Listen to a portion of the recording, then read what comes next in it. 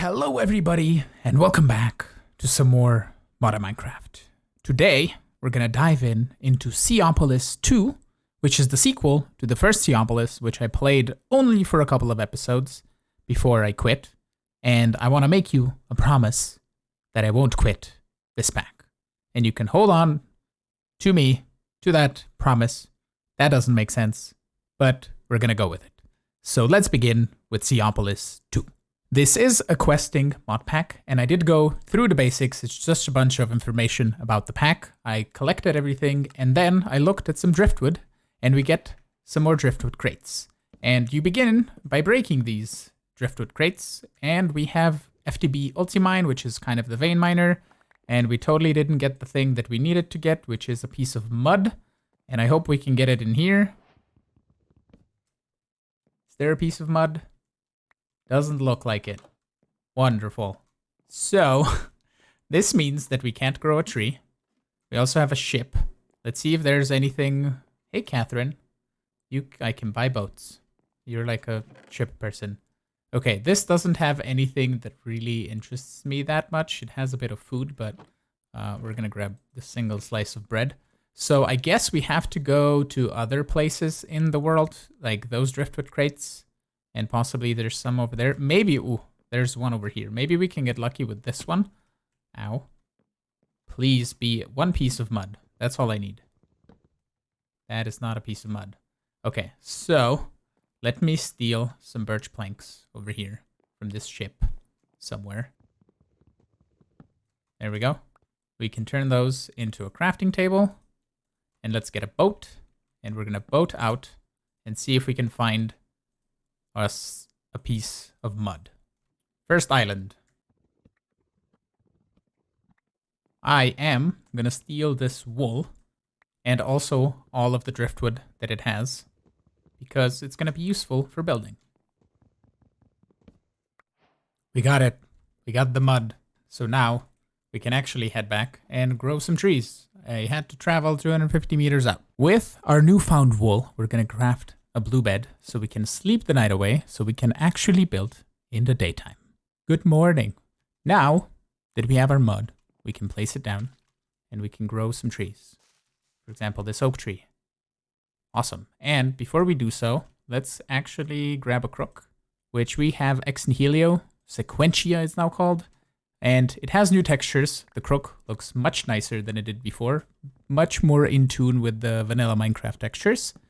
But we have trees, we have wood, we have diving for wood because it's going deep down in the ocean. Thanks, wood. Anyway, let's continue on with the questing here. We can actually craft some driftwood planks. We can then turn some planks into some shears, like so. And we need to shear some leaves off of a tree. So let's grow another one. And we can do, boom. We can make some leafy stew, which is a food item that we can make. And I'm just going to make one set of bowls because we're not going to be eating this for long. I kind of want to eat cooked apples. That's what I want to eat. The leafy stew is a great food that will serve us well in the beginning. So now I need to actually pick up the crafting table because I created it before we got to the point where we can. Okay, there we go. And I specifically put this crafting table here because that's 0, 0. And we need a chest, a wooden hopper, and a barrel. So let's get those going. We'll make some chests, like so. We can then make a wooden hopper, and I'll make it with the chests. I want to save the driftwood because it's a nice building block. So we're going to make one wooden hopper, and then a barrel. And not a vanilla storage barrel, but this barrel, which we'll make out of oak. Like so, we have ourselves an oak barrel in which we can put some leaves, for example, and that will eventually turn into dirt. Plus, the other thing that we want to do is take our silkworm that we got from cooking the leaves and right-click it on some leaves, which will infest them, and then it will turn them into infested leaves, which we can crook to get some string. We have our lovely textured pitch black dirt piece. So we can actually put it down here and grow a second tree to get even more string, if it will ever grow. Now that we have a fully infested tree, we can vein mine it and we get a whole bunch of string and a whole bunch of silkworms. And I actually am going to put another silkworm on here just to get even more string. We can also just drop a chest somewhere just so we can toss in all of our things that we have. The last part, we need to take some string, craft it into wool, pick up our bed. There we go. And I'm going to set my spawn again. And then I think I'm only missing this, which is the crafting automat, which requires just a bunch of crafting tables. I decided to make 2 of them, like so. And we can also then just put it in here to turn it into a structured crafter, which I don't know how it works. I tried it before in a single player world, couldn't get it to work. But I think that's all the quests complete. Ooh, one more. There we go. And collect all the rewards. And we have a cool thing. We have a wallet here because you have B-Bucks that you get, which is kind of like the currency in the pack. And you have a shop here in which you can buy some stuff. We can buy, for example, a floating block, which can be placed in the air without a supporting block. Also works in water. So that's cool for building underwater if you just go down deep. We also have luggage, a little friend that holds your items, and more things that we unlock later in the pack. You can right-click to store things in the wallet, which is kind of neat. Let's buy some luggage, shall we? Hey, luggage. Yeah, you're gonna nom on all my items. Oh yeah, that's neat. Let's get this. Yep, he's just a garbage collector. Are you gonna come and collect stuff over here? Can I pick you up? I can pick him up. Okay, so he gets weird in the water. Okay.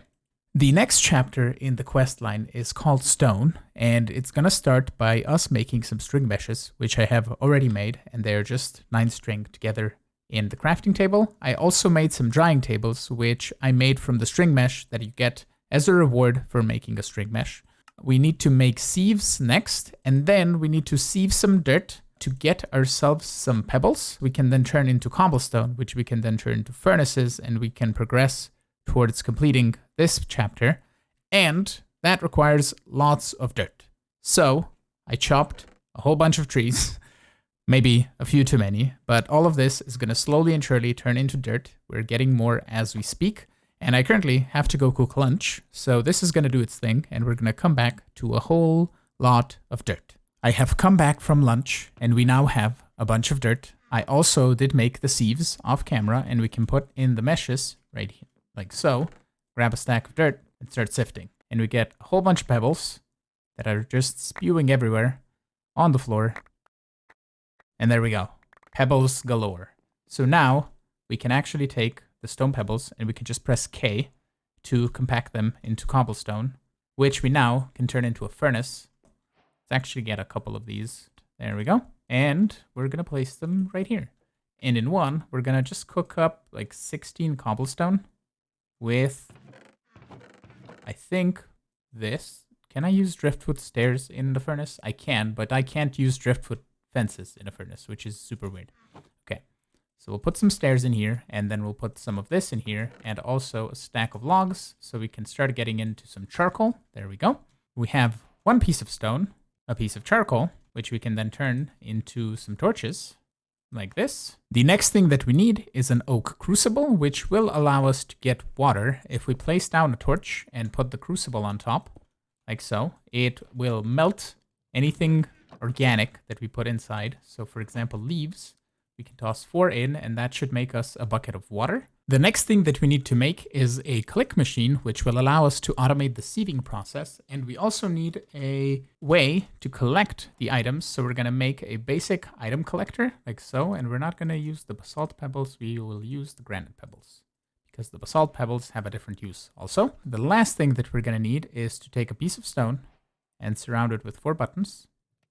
And that gets us a redstone clock, which is just a clock that emits a redstone signal every 2 seconds. And I think that's everything except for cooked apples, which once these 2 furnaces finish, we can start and get them cooking as well. There we have it. We have our first cooked apples, and it completes the chapter.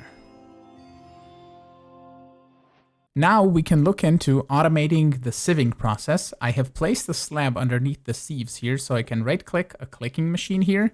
And this guy is charged by rainbow magic, and it does 1 click every second, and it can right-click or sneak right-click. So we're gonna put the sieve back and the mesh back, and then I'm gonna grab a couple of these wooden hoppers, and we're just gonna put them like this. And we're gonna grab a barrel, and we're gonna put it on top. Then we need somewhere to collect the items. So we're gonna place a couple barrels like this, and we can also place this guy right underneath, like so. And if we toss in a stack of dirt now into this guy, it's gonna start getting processed and collected into pebbles. We can't really see the pebbles, but they are going up, as you can see, which is really, really cool. The next chapter in the quest book is storage drawers. So the recipes for the base storage drawers are the same.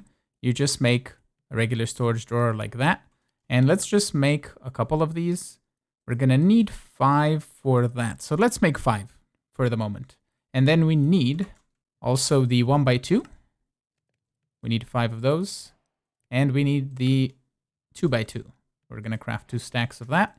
Then we can make ourselves a compacting drawer, like so, with 5 2x2 drawers and a bit of stone, a drawer controller with the basic drawers, and the drawer controller slave with the 1x2 drawers. And also, we can unlock in the shop keys and upgrades.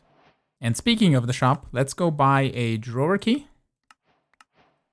and also a quantify key, like so, because those will be very useful for dealing with drawers. The next step is hostile mobs, for which we need to build a mob farm. So let's go take down the ship. I have made a few stone pickaxes, which are gonna assist in that, and let's just go. With the ship gone, I was able to expand the platform here, and now we can actually use some of these building blocks to build out a mob farm, but we need to go at least 24 blocks away, probably from the middle point here, so we have mobs spawning pretty much constantly.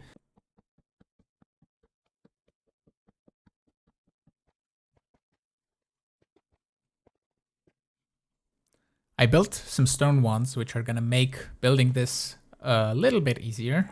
So let's just go as far as we can with the pink terracotta that we have, and that will be the layout of our farm.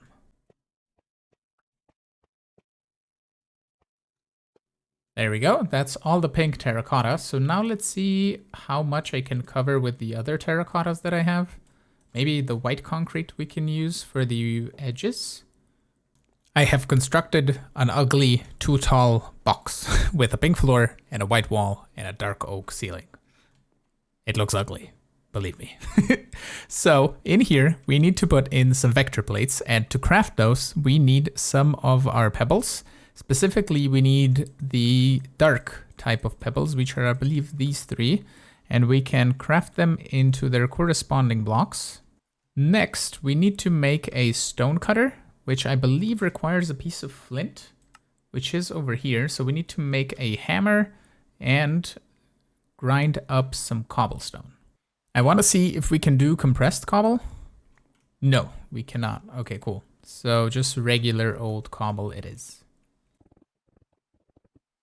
And if we hammer, not crush, with the hammer, we get gravel. And we can then just break the gravel to get a piece of flint.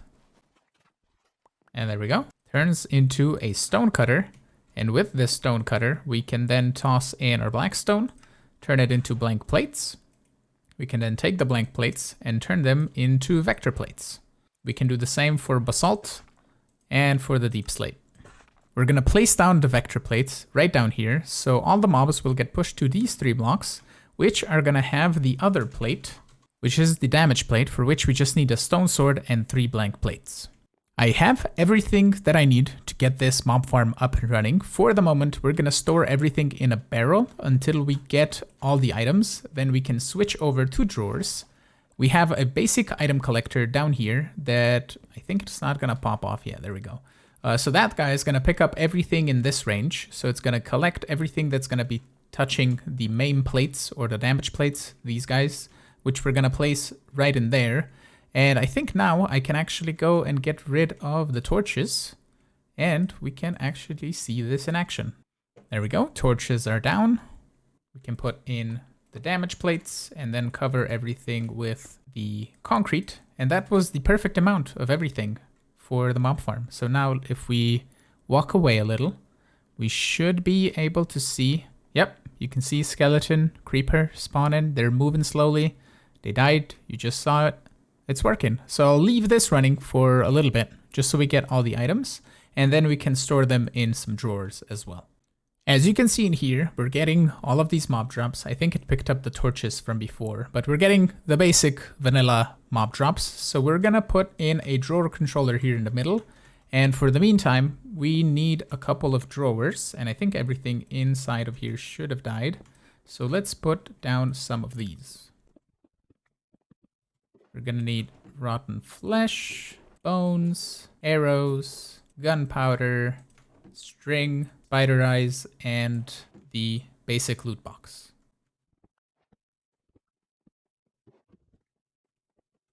Now we can lock all of the drawers, quantify them, and now we have storage for 1,000 or I think 2,000 even of each of these. And if we need to, we can go into the store and we can buy some void upgrades for 6 B-bucks each. We don't have any many B-bucks right now, but we might invest into some of these because crafting them I don't think is gonna be possible very soon because this requires obsidian, and getting that is gonna be a bit later in the pack. With all the different mob drops, we can now upgrade the vector plates, and I'm just gonna do it for the quest. We're not really gonna go change them in the farm because I don't think we need the farm to be any faster than it is, because we're just gonna fill up our drawers way too quickly. So let's see, the main plate is 3 damage plates, a stone sword, and a wool. There we go. The last thing is 3 main plates, 3 stone swords, and 3 ultra vector plates make us the player damage plate. Here it is. Every chapter in the quest book has chapter challenges, and chapter challenges 1, we need to input 16 cooked apples, 8 bones, 8 gunpowder, 16 rotten flesh, 256 of any kind of pebble, 2 stacks of logs, 256 of any leaf, and then a stack of saplings. And we can then collect the rewards, which is an infinity wand, a sleep charm, mob imprisonment tools of frogs. I'm waiting for the big noise, which is gonna happen very soon. There it goes.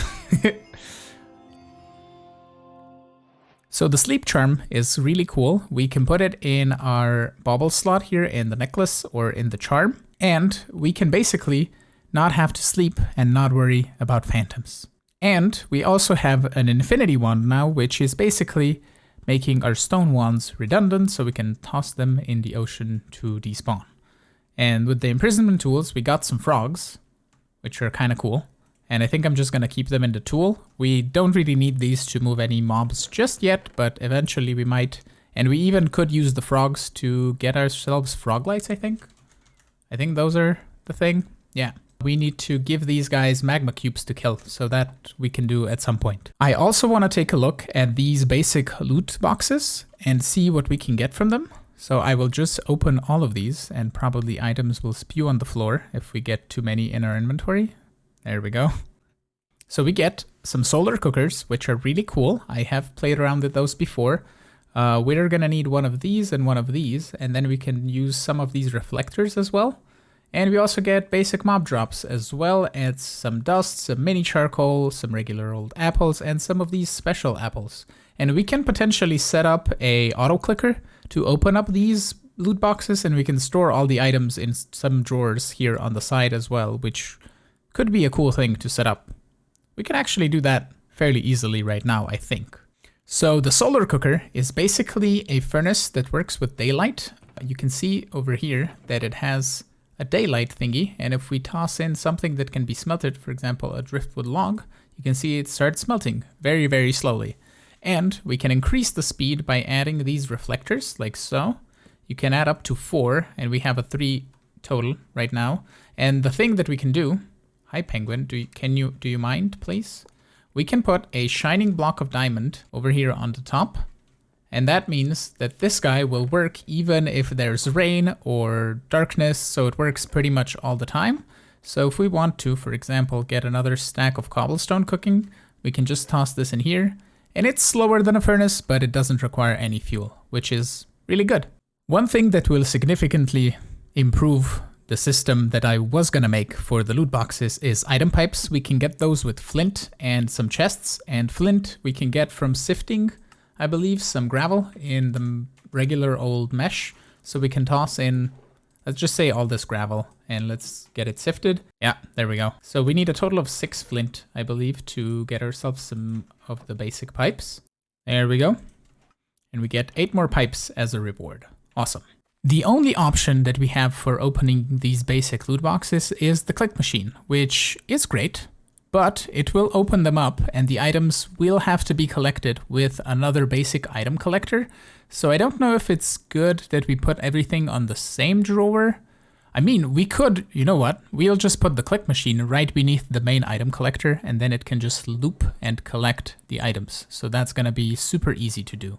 We need a little bit of a better system of collecting items because we can get witches spawning in the farm, which drop sticks and glowstone and redstone, and I kind of want to keep that as well, even though we're going to get very few witches at the beginning, but at least it's going to be something. So I added a barrel down below the plates, which has the collector on it now. So if we drop items here, they should get collected, as you can see, and we can then distribute them with the item pipe into the drawer controller first, and everything else that doesn't have a spot in the drawers is gonna go into this barrel. So we kind of have like an overflow system. And eventually we can just add in a trash can as well for all the items that we're not gonna keep, and we can filter those out as well. As far as the basic loot boxes are concerned, we can use a pipe to extract the loot boxes out, but then we have to put them into the click machine and collect them in the same barrel. So we can put the click machine like this, I think, and then we can run the pipe right here in the back so we don't mingle the two pipes together. And if we then set this pipe to extract, we should have items extracted and put into the drawer controller, and any excess we're gonna go in the barrel here. So we can leave this running now. If we close it off a little, we have a little bit of an issue. The water is letting light through, so we don't get mob spawns right over here on these blocks. So we need to do something different. I had to move a few things, but now it's gonna work. We're gonna have the barrel down there, collector over here, and it should cover the plates. Then we have the drawer controller here on the side, and we can extract everything into the drawer controller and into the barrel. And here, once we get another basic loot box, we're gonna put it in here, and it's gonna get automatically click machined and put into the drawers as well. I have updated the pack to the latest version in between cuts here, and in the new version, we can take compressed cobblestone, for example, this cobble 2, and we can convert it directly into gravel with our hammer. And then we can take the gravel 2, and we can hammer that, and turn it into sand. And as you can see, we have a bunch of sand, and we can even take sand 2, and then convert it into a whole bunch of dust, which can't be compressed. One thing that you might also notice is that when I put sand in the compacting drawer, it turned automatically into sand 1 and sand 2. That doesn't happen by default, and I will include the file that makes this happen in the description. You just have to add a line into a config of storage drawers, so that will help you out immensely. Now that we have sand, we have the ability to make glass, so I just tossed in some sand in our solar cooker. And with the glass and the flint, we can make fluid pipes, and we can turn water with barrel into clay. And we'll do that right over here. I have some water making right in the crucible, and we can make ourselves some fluid pipe with 6 flint and 2 glass. And then I believe we can do this and this, and we should be getting water in here very slowly. And once we have that, we can toss in a single piece of clay or dust even into here. We can actually do that simply with a hopper, probably. I think it might work from the side. I don't know. We'll see. In the meantime, while we wait, we're going to toss in 8 dust to get sifted, and that's going to turn into much smaller dust. There we go. If we make ourselves a couple of campfires, this should increase the torch speed. If we put this down, it's going to do 15 at a time of heat. So that's going to make water much more quickly. And we have our first piece of clay. The quest book also wants us to make an oak sawmill, which is a wood version of the stonecutter. So we're going to put this right here. And I think we can put in wood and turn it into anything. If we now break our clay block, we get clay balls. And I can put those in the drawer and we can turn clay directly into clay balls. We don't have to break it. And porcelain clay is made with dust that we got from sieving dust and a little bit of clay balls. A bit of clay and a bit of dust later, we can make ourselves 32 porcelain clay, which we're going to first of all turn into an unfired clay bucket, and actually 2 of them. And also, I think just like this, it's going to make us an unfired crucible. And if we grab our solder cooker here, we can get those cooked up. Awesome. So now I believe we're going to do another campfire and another crucible. And I think in this one, we can toss in some cobblestone. And that's going to melt us into some lava. While we wait for the lava, we're going to get a basic fluid tank for general all-purpose fluid solutions. We can actually do this. We can take a fluid pipe like so, and we're going to put the tank over here. And then we're going to pipe wrench this to collect the lava in the tank. And on top here, we can put just a hopper, not facing that way, possibly facing this way. And in there, we're going to toss in a 16 worth of cobblestone. We can now grab our first bucket of lava, and with this, we can now make a resource generator. This guy. And I believe I can I turn this into the second one? I cannot. I have to switch the recipe because the recipe is the same. So we need to wait for one more bucket of lava, which we have. And I'm smelting more buckets over here because the ceramic bucket gets used in the recipe if it contains lava, but it doesn't use up the water one. If we do this, we can do something like this and change it to the resource generator 2. And I will show you the 2 differences. The first resource generator, we can take, let's say, cobblestone, put it down here, put a cobblestone in here, and now it should just infinitely generate cobblestone. And we have to extract the cobblestone directly out of this. The resource generator 2, for example, if we break this drawer and we place the generator right here, and then take a piece of cobblestone, put it on top, it should start putting cobblestone automatically in here. Yep, there it goes. We are now getting cobblestone. Now that we have access to clay, we have access to bricks and also regular old terracotta, which we already have, the blue terracotta, and we're going to use that to craft ourselves some botany pots once we smelt up a little bit more clay into a few more bricks. We can make ourselves now a blue hopper botany pot. We're going to toss this one right over here onto a 2x2 oak drawer, and then we can take our dark oak sapling and we can toss it in with a bit of I think farmland does farmland work on this in the botany pot? Yeah, definitely. Okay, so we can take a regular old hoe. I think we can make just one out of cobble and one singular piece of dirt, and we can turn it directly into farmland. We can toss that farmland in here, and I believe this is 1.05x speed instead of just the 1 times speed. I put the basic resource generator over here, and it's making us cobblestone, which is then melted into an infinite amount of lava, and we can turn that lava into obsidian if we put a water bucket on top of this barrel, and if we pipe wrench this, it should make us obsidian. And we're just going to put a drawer right up here. The water's going to spew out everywhere, but we can toss something like this on. And we can then do that. And we should get obsidian. There we go. And I need a total of 8 of these, so I can make a void upgrade for the bones, or maybe we can make the storage upgrade.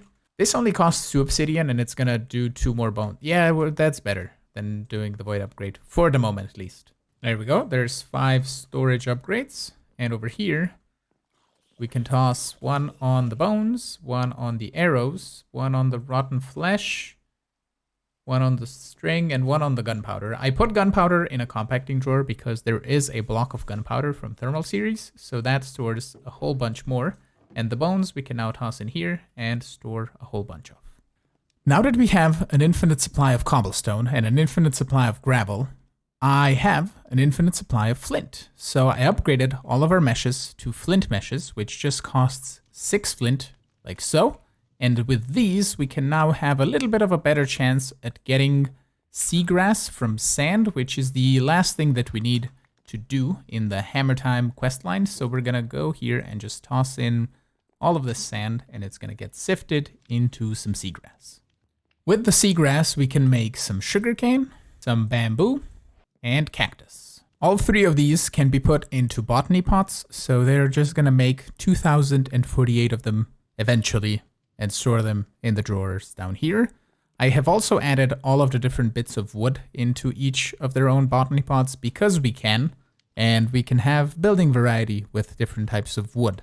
And I upgraded to 3 crucibles now to make lava, and I'm currently getting more lava to get more resource generators so we can put more of those down, and we can generate all of the different cobblestone bits that we can. These are all the items that we can produce with the resource generator 2, and we can use them for building, so we don't have to live on this driftwood plank platform anymore, as it is getting very, very crowded over here. So I think in between episodes, we can do with a few upgrades. And with all that being said, I want to thank you all so much for dropping by, so much for watching. I'm hoping you enjoyed this episode of Seaopolis 2, and I will see you all in the next one. Have a good one. Bye-bye.